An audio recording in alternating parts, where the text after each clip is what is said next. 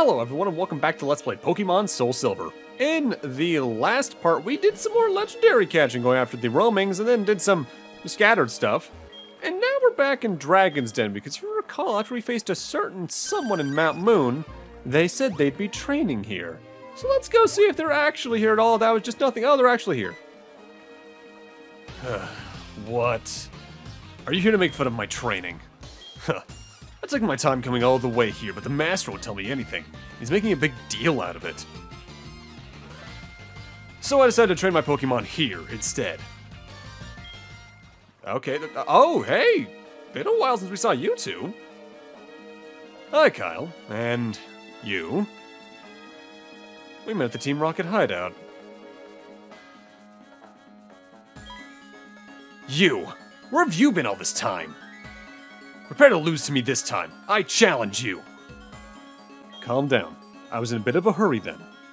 Sorry for that, but I always welcome challengers. Hey, how about a double battle? Huh, can't beat me one-on-one, can ya? Come on, a double battle is really not bad. Kyle, you'll be on my side. Well then, you over there, will you team up with me? You must be kidding. That embarrassing one in the weird costume for me?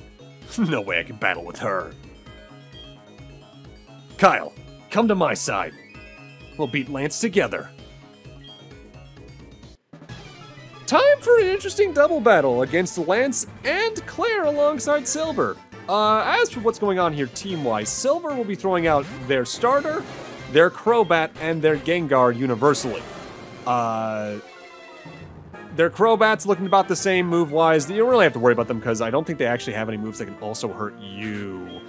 But as for Claire and Silver, let's start with what Claire's got. Claire's going to be throwing out her Dragonair to start, which has Thunder Wave, Flamethrower, Dragon Rush, and Thunderbolt Shit Skid for its ability, so be careful with status ailments. Whereas Lance is starting out with his Gyarados. Intimidate for its ability, Thunder Wave, Dragon Dance, Ice Fang, and Waterfall. I'd really recommend starting this fight with either an electric type or a dragon type if you got any, or at least anything that has any dragon type moves. The big thing is that this is probably the first fight you will have done the entirety of the latter half of the game that's noticeably above you in levels because all of Lance's Pokemon are in their late 60s to mid 70s. Which is slightly a forewarning because this is sort of a practice round for the round 2 against the Elite Four and Lance that you can do at this point. But I'll be frank with you, that's the last thing we're doing in this LP because of reasons. Next up, Lance has sent out his Charizard Blaze for its ability because it's Charizard, Dragon Claw, Air Slash, Flamethrower, and Hyper Beam. In this fight, Silver does try his best. In fact, overall, I think choosing Cyndaquil for yourself is best overall for this fight because his Feraligatr does have an Ice-type move or two. Yeah, they have Ice Fang. So you at least have a way to help yourself if you don't have an Ice-type move at all times. The big problem comes down to whether or not they knock out that particular Pokemon because at that point you're more or less on your own because the Crobat and Gengar aren't going to be able to do much against the rest of these two teams. I'd argue this is overall the hardest fight in the game for the point you fight it. If only because if you've done all of Kanto, you're still going to be underleveled for this because of the low experience yield from all the lower level enemies throughout Kanto. This fight is very much an argument for they should have boosted the levels of most of Kanto. At this point, though, Claire has thrown out her Dragonite in her focus for its ability, Protect, Thunder, Dragon Breath, and Hyper Beam. And now, I'm sort of on my own, although the Gengar and Crobat will try their best. This is a fight where if you have any moves that can target both opponents, I'd recommend going for that, like Surf. The biggest problem with that is, unless it's a case of like him throwing out his Gengar, and you using Earthquake, you're also gonna hurt Silver. Not that it matters, you just won't gain experience from that. But it helps to have that extra 50% chance the enemy is going to be aiming for the Silver's Pokemon rather than your own. Because I believe in fights like this, if you lose all your Pokemon, it's a whiteout / game over. Whereas if Silver loses all his Pokemon, you're still fine. Finally, Lance is sending out his Dragonite with an absurdly high level, as you can see, 75. Ooh. Inner Focus for its ability, holding a Citrus Berry, Fire Punch, Hyper Beam, Safeguard, and, most scarily, Draco Meteor. Draco Meteor is the super attack of most dragon types. Low PP, very high power, decent accuracy, and it's sort of like Overheat, actually, now that I think about it. It does high damage, but lowers the special attack of the user by, I think, 2 stages? So you're going to want to use that maybe once and then swap out in most cases. And Claire, for her final Pokemon, of course, is sending out her Kingdra. Sniper for its ability, Ice Beam, Yawn, Dragon Breath, and Hydro Pump. Honestly, despite the level 75 Dragonite, the Kingdra is still the hardest threat here because you're not going to have much, probably, that can be super effective against it. Honestly, I really wish Pokemon games did things like this more often, where your past champions or leaders in the same game just come back to fight you in some regard. Gen 7 did this honestly really well with the title defense thing you can do if you go back and beat the Elite Four again. But the closest we've gotten since is just the occasional cameo from a past gym leader or champion. Like how we saw Steven Stone earlier in this very LP, even. Or how Grimsley shows up in Gen 7. How certain other characters show up in Gen 7, actually. Gen 7 had a lot of that. Gen 5 was probably the overall peak of it, though, with the PWT. We'll talk more about that thing in depth, probably through like 1 or 2 videos alone when we eventually get to Black and White 2, however many years down the line that happens in.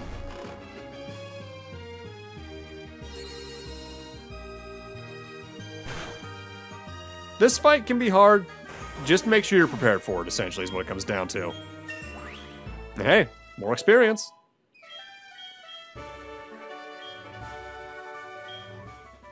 Did you see that, Claire? Oh, I see.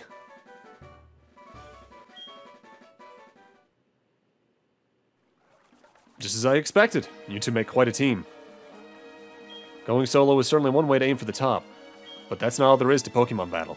Although, I don't feel it's necessary to remind you guys. See you, Kyle, another time.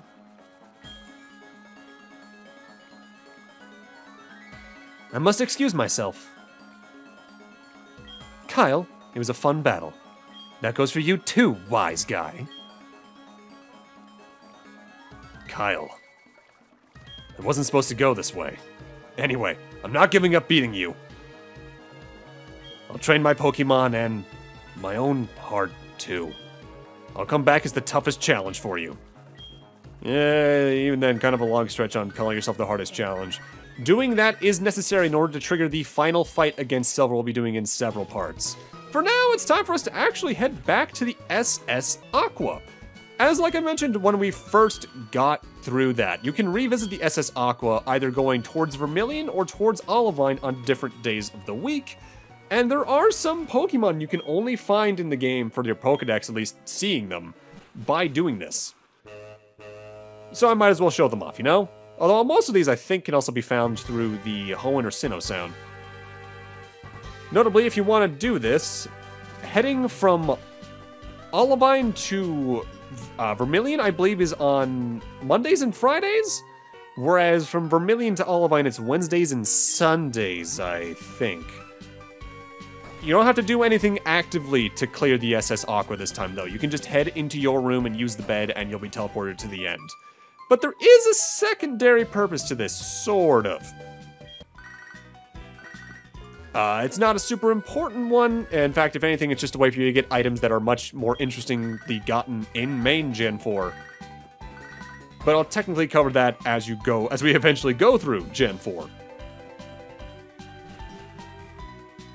The big thing is, from memory, I believe all of these fights are repeatable, so if you're on one of the days that this is shipping out from, you can come back here and redo all these fights for extra experience, I think. You have to repeat it in order to get the items at the end of it over and over again. In fact, eventually you just get endless nuggets by doing this, so that's decent for money. But I'm not sure if the trainers themselves respawn. With that said, let's talk about Chingling. This is a Generation 4 baby Pokemon of a Generation 3 Pokemon, I think? Pure Psychic type, so it's weak to Bug, Ghost, and Dark. Chingling's got nothing super standout besides an okay special attack stat for a baby form. It's got Levitate for its ability, so technically it's always immune to ground as well. but it's nothing super interesting. Eventually, when it evolves, with high enough friendship, I think, at night, I want to say, you get a good enough special attacker with some good special defense as well. It's not great, but there's definitely worse psychic types is what it comes down to. That's the thing with a lot of the babies. Some of the Pokemon they gave baby forms were only okay to begin with. Only a couple of them were kind of absurd, like, I think it's Happiny for the Blissey, for the Chansey line, because Blissey is ridiculous, and Chansey was already ridiculous.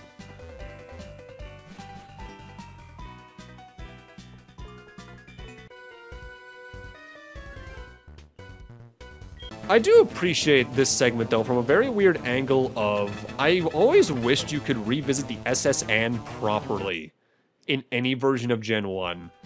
Because the way that that place is just gone after you go there the first time, barring doing that trick where you trade over something that already has cut so you don't have to go in there, it just feels empty in a way.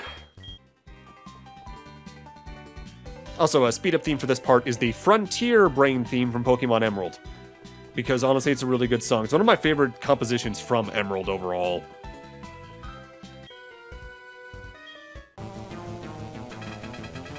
And based on the fact we're seeing this guy at all, despite it being an optional fight, that means we're getting into a new Pokemon. And it's one that if you can find via Hoenn Sound and you want to level up, you get a pretty good Pokemon out of this. This is Meditite. This is a fighting psychic type, meaning it's weak exclusively to fire and ghost in this gen. Eventually, Fairies gain as a weakness. On its own, it doesn't seem like much. None of its stats are super high until it evolves, until you realize it has the ability Pure Power. Pure Power effectively doubles any Pokemon that has its physical attack stats, so that's pretty good. And when you evolve it, like, that's technically in battle an attack stat of over, like, I want to say 200 or so. And it's also decently fast. I really recommend raising one of those lines if you ever can. They're really powerful. Their movesets at times can be a bit of a problem, especially in the original gen they were introduced in Gen 3, but Gen 3's learn sets for Pokemon in general were kind of awful. But now let's go see the captain. Long time no see. How are you doing? The SS Aqua as smooth as can be. By the way, I found this mysterious thing when I went to Sinnoh the other day. Now that we've met again, I would like you to have it. This is the Flame Plate. You give this to the big legendary from Gen 4 to swap their type to fire. But you might not get the Flame Plate right there. You might get one of the other 15 instead. Which one you get there is entirely random, and on your first voyage of a given day, you get a different plate. When you eventually run out of plates, you just get infinite nuggets through this. Is it cool? Yeah, but for this playthrough in particular, I'm not going for all 16, let alone 2, because the lore that's on the plates was better served for a Platinum LP anyway. It's just there in case you have that legendary through an event, but you don't want to, like, trade the items over from main Gen 4. So I'm at least glad there's the option. For now, it's time for me to leave, and then immediately come back in for us to take the trip back to Olivine, because the trainer setup is completely different here as well.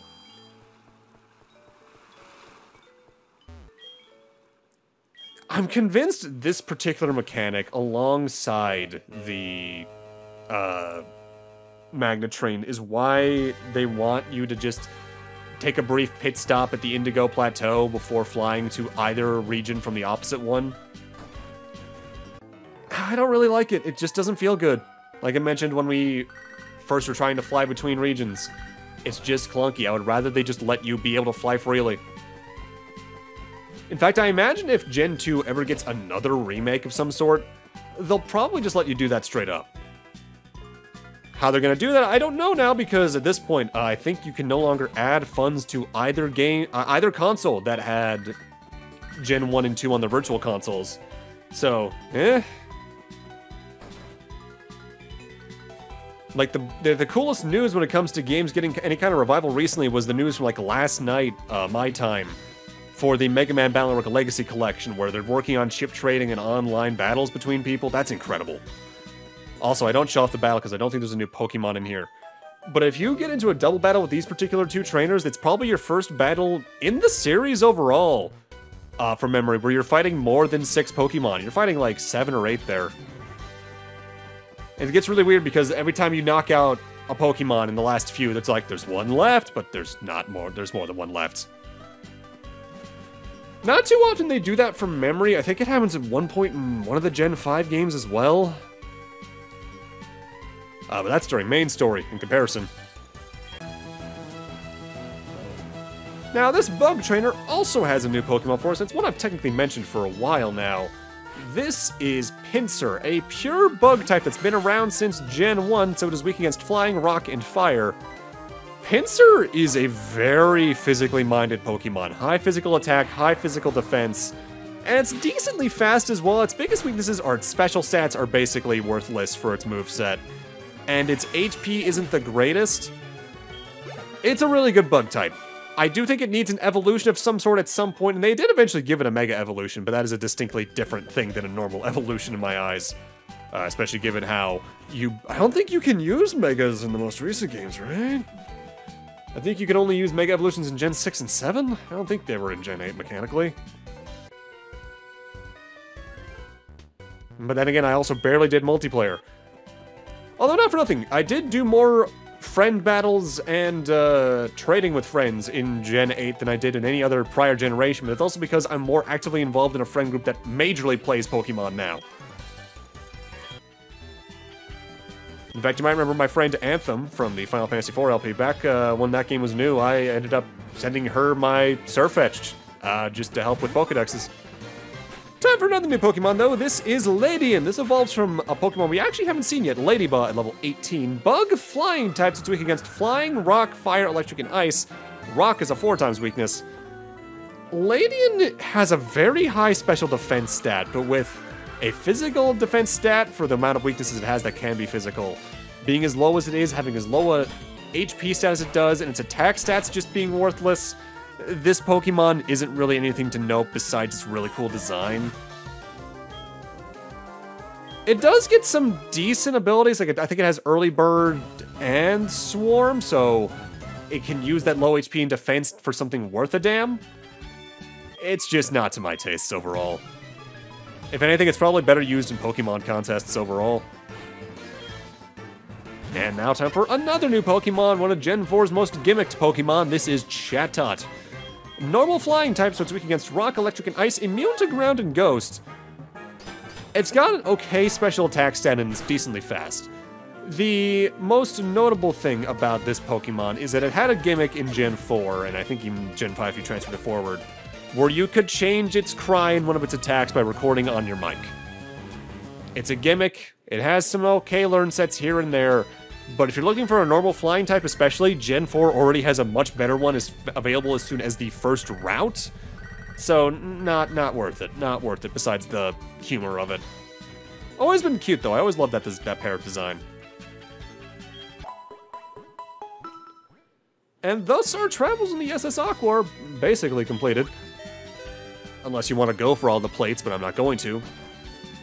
For now, it's time for us to get into sort of a two-part storyline-ish. By which I mean we're starting this quest line this part, but we're doing most of it next part. And it's one that's hinted to you by the phone calls from a certain trainer just east of Fuchsia City. To start this, let's head over back to Violet City. This is Jim. Because if you come here on a Monday at any point, you might notice Falconer's gone. To find out why, let's head over here to Saffron City's fighting dojo to find out about one of my favorite mechanics from Heart Gold and SoulSilver. Hello. We're letting the gym leaders use the dojo while the Karate King's away. You can give them a call when you register their numbers. They say they're happy to accept your challenge as long as they're not busy. On certain days and times of the week, gym leaders will be away from their gym for you to get their phone numbers and challenge them to battles at certain other times of the week. And the rest of this video is going to be dedicated to grabbing everyone's numbers. The next part will be us facing them all, even though I might have to speed up that a little bit. For Faulkner, anytime on a Monday, he is findable on, I think it's like the second or third floor of the Celadon department store, talking with someone else. Maybe it's the fourth floor. I can never quite remember. There he is, talking with Janine. Out of all the trainers out there, the best trainer would have to be my dad. Ha, you don't know a thing. The best trainer in the world's Koga, one of the Elite Four. Namely, my dad. You're mistaken. My dad treats Please stop this. Why don't you just admit that my dad's the true trainer? You were listening, right? You agree my dad is greater, right? Sure, I guess so. You do? Just as I thought. You know something? I'm sure we'll enjoy talking about my dad. Here's my number. 1 down, 15 to go. Give me a call on Saturday morning if you want to hear about my dad. The line after you get their number is them hinting towards when you can actively call them to fight them in the dojo. Next up, let's head to Viridian Forest on a Thursday, because that's when we can find Bugsy here near the entrance. I came to Kanto to look for bug-type Pokemon so I can become a stronger bug-type Pokemon trainer. Hey, why don't we swap phone numbers? Sure. I believe Bugsy's fightable on Thursday afternoons. We can battle around lunch on Thursdays. Give me a call. Alright, next up is Whitney. Whitney is one of the easiest phone numbers to grab, because she's available at any day between noon and 4 p.m. at the Celadon Department Store's highest floor. Some trainers are only available to get their phone numbers one day of the week, some are available multiple, some are available all the time. It just depends on the time of day you're reaching it, which means searching for all these can be a bit of a effort. I remember distinctly having to wake up before school sometimes to try and grab 1 or 2 numbers, back when this game was new. What a coincidence! This must be meant to be. Do you want to exchange phone numbers, please? Yep. For instance, time for us to go grab Morty's number. I'm available around noon on Saturdays. Give me a call when you've got time. Morty is found on the road on the way to the bell tower on either Monday or Tuesday. Either day is fine as long as it's any time on those days. The legendary Pokemon didn't choose me. But that doesn't mean I have lost out on my future. I'll continue my training until I discover a new future for me. Say, do you want to be a part of my training? Absolutely. Give me a call on Tuesday night if you want to battle. Similarly to Whitney, time for us to go after Chuck's phone number, and his can be seemingly hard at first because he actually is the only one of these gym leaders that never leaves his gym. Instead, you need to get his phone number from his wife just outside any time, any day. His only hobby is to battle tough trainers. Do you want to have my husband's phone number? Sure. Kinda appreciate it being that easy. He takes a break from patting the waterfall on Wednesday nights. That is a lie. He should be able to chat with you then. Next up is Jasmine. Jasmine, like Whitney, can be found any day of the week, but her time is between 1 and 2 p.m. in the diner just next to the Olivine, Pokemon Center. Hi. These empty dishes in front of me aren't all mine. Actually, the person who sat here ahead of me ate a lot. Anyway, do you want to exchange phone numbers? Sure. Now we can contact each other anytime. I should be able to battle you around noon on Wednesdays. I'll be waiting for your call. The main reason you want to do this, by the way, is for level grinding. Next up, though, is Price. Price is found on the west beach of the Lake of Rage on any day between 6 in the morning and 10 o'clock in the morning. The strong rain falling on the surface seems to be agitating the raging lake. This must have some purpose that we must meet again. Why don't we exchange our phone numbers? Sure.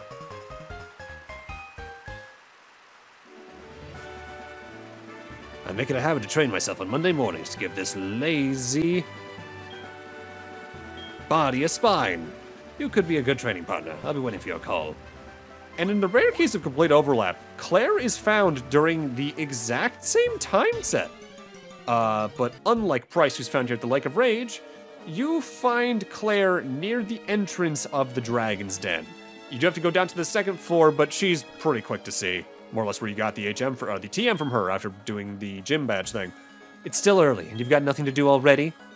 I may have time to listen to you. If you insist, I can exchange numbers too. Sure. And that's it for the Johto bunch. I can battle you on Friday nights if you insist. So now it's time for us to start going through the Kanto gym leaders, and we're going to start with Brock.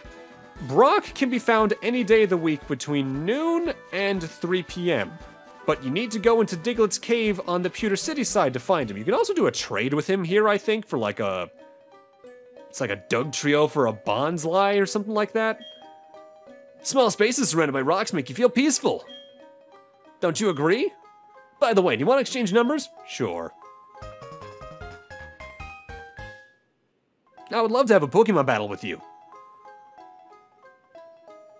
Give me a call on Saturday nights. Now it's time for Misty. Misty can also be found any day of the week, particularly between 4 p.m. and 6 p.m., right where we first met her, even. I love the sunset here. It gives me courage to go on, you know? Right. Why don't we exchange numbers? Absolutely. I think this is one of the first ones I found back when. Give me a call on Wednesday morning if you want another battle with me. You can notably just stack all their calls and just wait to battle them until you have them all in the dojo, by the way. Next up is Lieutenant Surge, who's one of the most annoying ones. What are the chances of seeing you at a place like this? I can feel the electric power in the power plant. May want to catch a Pikachu and reinforce and bring it here. Uniquely, he actively wants you to have a Pokemon you might not have in your party before you can get his phone number. You need to go catch a Pikachu in Viridian Forest, which I am doing right here, and then have it in the first slot of your party when you talk to him. While we're here, we might as well talk about Pikachu's Pokedex data. Pikachu, the mouse Pokemon. It raises its tail to check the surroundings. The tail is sometimes struck by lightning in this pose. Mascot privileges, I guess. To the box with you for this playthrough. Oh yeah, you have the Pokemon I love best, Pikachu. Excellent, I'll give you my telephone number. Wouldn't your favorite be Raichu, because you've always had one? Give me a call on Friday morning. We can have an electrifying battle. Notably, Lieutenant Surge can only be found here between 9 o'clock and noon on any day of the week. Next up, it's time for Erica, who can be found on Saturdays and Sundays between, I think it's 3 and 5 p.m. Hi, Jasmine. I heard Whitney from Goldenrod Gym said you were too plain and should look more fancy. Is that true? Yes. I'm thinking maybe I should participate in this contest in Sinnoh and to try and be more vibrant.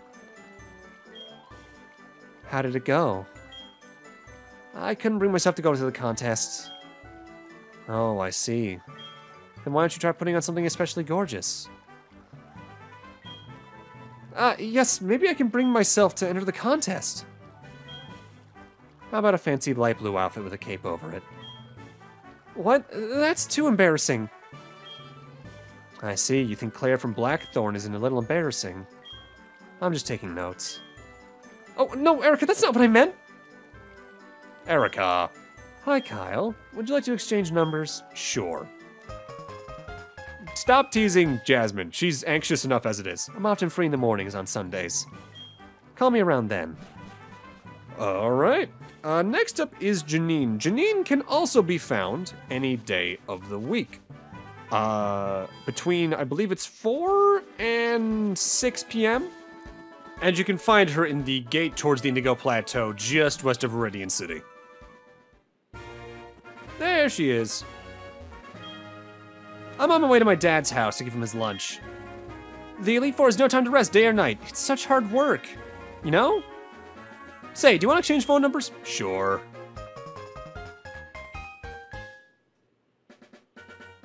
Call me on Monday around noon if you want to battle. Alright. And now we can get onto our next opponent, who is Sabrina. You can find her on Fridays any time of the day, but on the Olivine side of the SS Aqua docks, so you need to come here when you can actually board the SS Aqua. Out of the blue, I get the urge to see the ocean. It may be fun to exchange numbers with you. Do you want mine? Yep. Alright, only 2 left. Time for Blaine. I think I can keep my promises if you call me on Sunday around noon. Blaine can be found only on Tuesdays on main Cinnabar Island, kind of mourning his losses, I guess. How you doing, old man? I'll never give up until the day I've rebuilt the Cinnabar Gym. Why not exchange numbers? Sure. Only 1 left, and it's an annoying one. We should be able to battle on Tuesday evenings? Alright, so Blue's phone number is an annoying one, because he actively doesn't leave his gym much except for photos on Cinnabar on Fridays. To get his phone number, you need to talk to his sister Daisy here in Palatown. Hi, good timing, about to have some tea. Would you like to join me? Always seem to keep your Pokemon a bit on the dirty side. Grooming helps them become more beautiful and friendly. Would you like me to groom one? She basically acts like the grooming brothers in the Goldenrod Tunnel. And you can do this any day between, I think it's 3 and 4 p.m. But you need to do it 5 times before she actively gives you Blue's number. So this one might take you some time, but it's overall worth it, especially if you have a return on a Pokemon that you really want to use. So I'm just gonna jump cut to the 5th time I did this, just to save us some time, and not show every single time I'm having her use a massage on any of my Pokemon on my main team. After the 5th time, just talk to her again.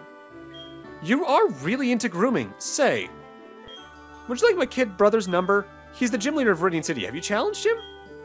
Do you want to register him? Sure. And thus we have all 16 gym leader phone numbers. And with that, I'm gonna need to end this off here. Thank you guys for watching, and in part 36, we got a 16 battle brawl a brewin'. See you guys then.